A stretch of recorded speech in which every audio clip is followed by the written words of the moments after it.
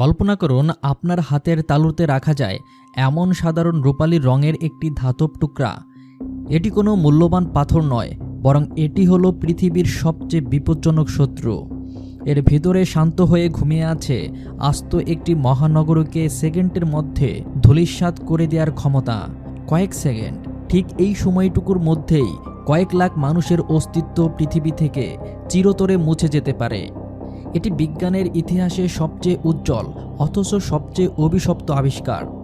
মানুষ যখন সূর্যের ভেতরের সেই অসীম শক্তিকে নিজের হাতের মুঠোয় বন্দী করতে চাইল, তখনই জন্ম নিল এমন এক অস্ত্র যা কেবল যুদ্ধের ফলাফল নয়, বরং পুরো পৃথিবীর ভাগ্যরেখা বদলে দিয়েছে।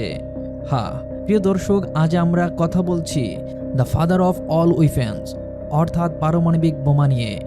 কেন এর স্রষ্টা রবার্ট ওপেনহেইমার একে বানানোর পর বিঘ্ন হয়ে বলেছিলেন, আমি এখন মৃত, আমি এখন পৃথিবী ধ্বংসকারী। আজ আমরা এই ধ্বংসলীলার ভেতরের প্রতিটি শুকনো কারিগরি এবং কিছু হাড়হিম করা অজানা তথ্য উন্মোচন করব। আজকের ভিডিওটি দেখার পর বিজ্ঞান সম্পর্কে আপনার ধারণা চিরতরে বদলে যাবে। পারমাণবিক বোমার রহস্য বুঝতে হলে আগে আমাদের এর জ্বালানিকে চিনতে হবে। এর মূল কারিগর হলো অত্যন্ত অস্থির কিছু তেজস্ক্রিয় মৌল, ইউরেনিয়াম 235 অথবা প্লুটোনিয়াম 239। কিন্তু এর ক্ষমতা ঠিক কতটা? একটু গাণিতিক হিসেব দেখা যাক। মাত্র 1 কেজি ইউরেনিয়াম থেকে যে শক্তি পাওয়া যায় তা পেতে হলে আপনাকে প্রায় 30 লক্ষ কেজি উচ্চমানের কয়লা পোড়াতে হবে। ভাবতে পারছেন, 1 কেজি বনাম 30 লক্ষ কেজি। আপনি কি জানেন হিরোশিমায় যে বোমাটি ফেলা হয়েছিল তার নাম ছিল লিটল বয়? সেই বোমায় প্রায় 64 কেজি ইউরেনিয়াম ছিল। কিন্তু চমকে ওঠার মতো তথ্য হলো, সেই 64 কেজির মধ্যে মাত্র 0.7 গ্রাম একটি ধাতব কাগজের ক্লিপের চেয়েও হালকা ভর সরাসরি শক্তিতে রূপান্তরিত হয়েছিল। অর্থাৎ মাত্র 1 গ্রামেরও কম পদার্থের রূপান্তরই পুরো হিরোশিমা শহরকে ধ্বংস করার জন্য যথেষ্ট ছিল। যদি পুরো 64 কেজি ইউরেনিয়াম শতভাগ শক্তিতে রূপান্তরিত হতো, তবে হয়তো জাপানের অর্ধেক মানচিত্র থেকে মুছে যেত। তবে প্রকৃতিতে এই ইউরেনিয়াম পাওয়া মানেই কিন্তু বোমা তৈরি নয়। প্রাকৃতিক ইউরেনিয়ামের 99%ই শান্ত ইউরেনিয়াম 238, যা বিস্ফোরিত হয় না। একে এনরিচমেন্ট বা সমৃদ্ধকরণের মাধ্যমে আলাদা করতে হয়। এই গোপন প্রক্রিয়াই হলো পারমাণবিক বিজ্ঞানের সবচেয়ে কঠিন এবং ব্যয়বহুল ধাপ। প্রশ্ন হলো, এই ধাতুর টুকরোটি বিস্ফোরিত হয় কিভাবে?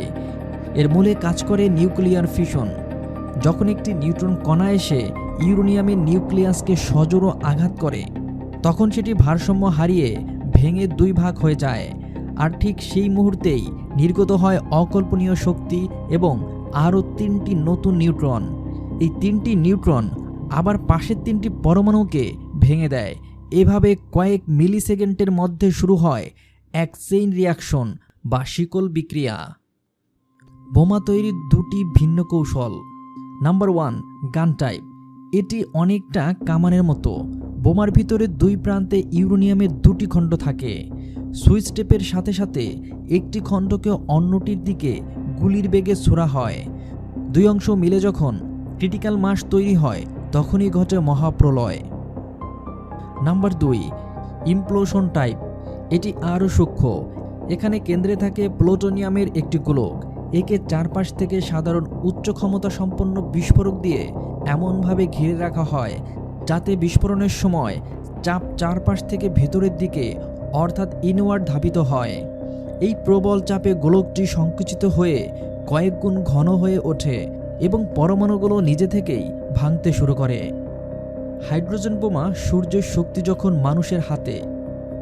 মানুষ যখন দেখল পরমাণু ভেঙে শক্তি পাওয়া যাচ্ছে, তখন তারা আরও এক ধাপ এগিয়ে গেল। তারা চাইল পরমাণুকে জোড়া দিতে। জন্ম হলো থার্মোনিউক্লিয়ার বোমা বা হাইড্রোজেন বোমার। একে সাধারণত অ্যাটম বোমার বড় ভাই বলা হয়।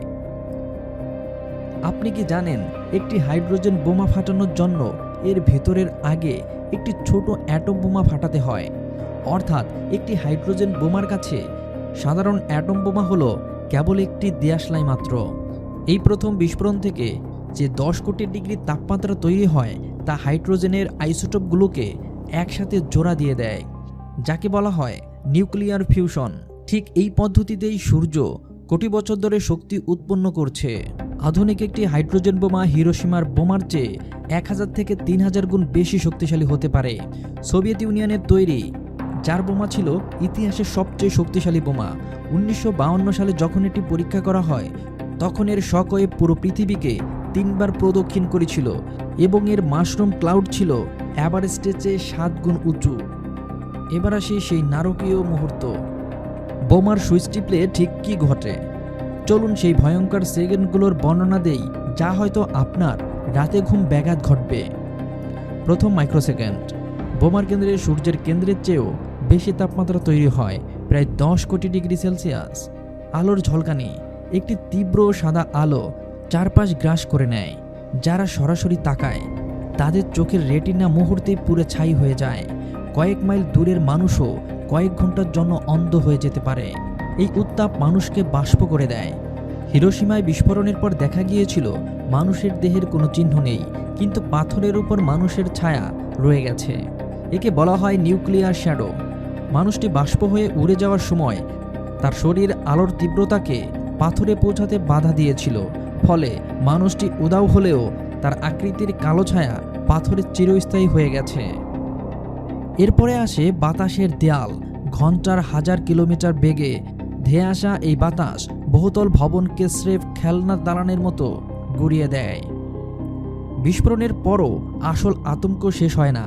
আকাশ থেকে পড়া কালো ছায়ার বৃষ্টি, যাকে বলে ফলআউট, তাতে মেশা থাকে অদৃশ্য তেজস্ক্রিয় বিষ। এটি মানুষের ডিএনএ নষ্ট করে দেয়, যার ফলে পরবর্তী প্রজন্ম বিকলাঙ্গ হয়ে জন্ম নেয়। এবার আসি ম্যানহাইট প্রজেক্ট, গোপন ইতিহাস ও ট্রিনিটি টেস্ট। এই মারণযন্ত্রের শুরুটা হয়েছিল দ্বিতীয় বিশ্বযুদ্ধের ডামাডোলে। নাৎসি জার্মানি আগে বোমা বানিয়ে ফেলবে, এই ভয়ে আমেরিকা শুরু করে ইতিহাসের সবচেয়ে বড় গোপন মিশন, ম্যানহাটন প্রজেক্ট। বিখ্যাত বিজ্ঞানী রবার্ট ওপেনহেইমারের নেতৃত্বে একদল বিজ্ঞানী 1945 সালের 16 জুলাই প্রথম পারমাণবিক পরীক্ষা চালান, যার নাম ছিল ট্রিনিটি টেস্ট। বিস্ফোরণ দেখে বিজ্ঞানীরা নিজেরাও স্তব্ধ হয়ে গিয়েছিল। পরীক্ষার আগে কিছু বিজ্ঞানী আশঙ্কা করেছিলেন যে এই বিস্ফোরণ হয়তো পৃথিবীর পুরো বায়ুমণ্ডলে আগুন ধরিয়ে দেবে এবং পুরো পৃথিবী পুড়ে ছাই হয়ে যাবে। তারা নিশ্চিত ছিলেন না যে চেইন রিয়াকশন থেমে যাবে কিনা, তবুও তারা সেই পরীক্ষাটি চালিয়েছিলেন। ভাগ্য ভালো যে বায়ুমণ্ডলে আগুন ধরেনি, কিন্তু যুদ্ধের মোড় চিরতরে ঘুরে গিয়েছিল। এর কয়েকদিন পরই হিরোশিমা ও নাগাসাকিতে এই মরণযন্ত্রের চূড়ান্ত প্রয়োগ করা হয়। বর্তমান বিশ্ব, মানবতার জন্য কি কোনো আশা আছে? বর্তমান বিশ্বের 9টি দেশের কাছে 12,000 এর বেশি পারমাণবিক বোমা মজুদ আছে। রাশিয়া ও যুক্তরাষ্ট্রের কাছেই রয়েছে এর সিংহভাগ।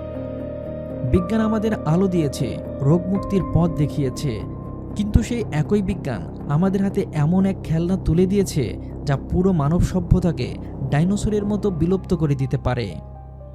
পরাশক্তিগুলোর এই ক্ষমতার লড়াইয়ে আজ সাধারণ মানুষের জীবন স্রেফ একটি সুতোর উপর ঝুলছে। পারমাণবিক বোমা বিজ্ঞানের এক শ্রেষ্ঠ কিন্তু চূড়ান্ত অভিশপ্ত সৃষ্টি। আমরা কি আসলেই আধুনিক হচ্ছি, নাকি আমরা নিজের চিতা নিজেই সাজাচ্ছি? প্রিয় দর্শক, আপনার কি মনে হয় এই পারমাণবিক অস্ত্র কি আসলেই তৃতীয় বিশ্বযুদ্ধ ঠেকিয়ে রাখছে, নাকি আমাদের এক অনিশ্চিত ধ্বংসের দিকে ঠেলে দিচ্ছে? আপনার মূল্যবান মতামত আমাদের কমেন্টে জানান। ভিডিওটি ইনফরমেটিভ মনে হলে শেয়ার করুন এবং এমন আরও বিজ্ঞানভিত্তিক ভিডিও দেখতে আমাদের চ্যানেলটি সাবস্ক্রাইব করে রাখুন। দেখা হবে পরবর্তী ভিডিওতে। ধন্যবাদ।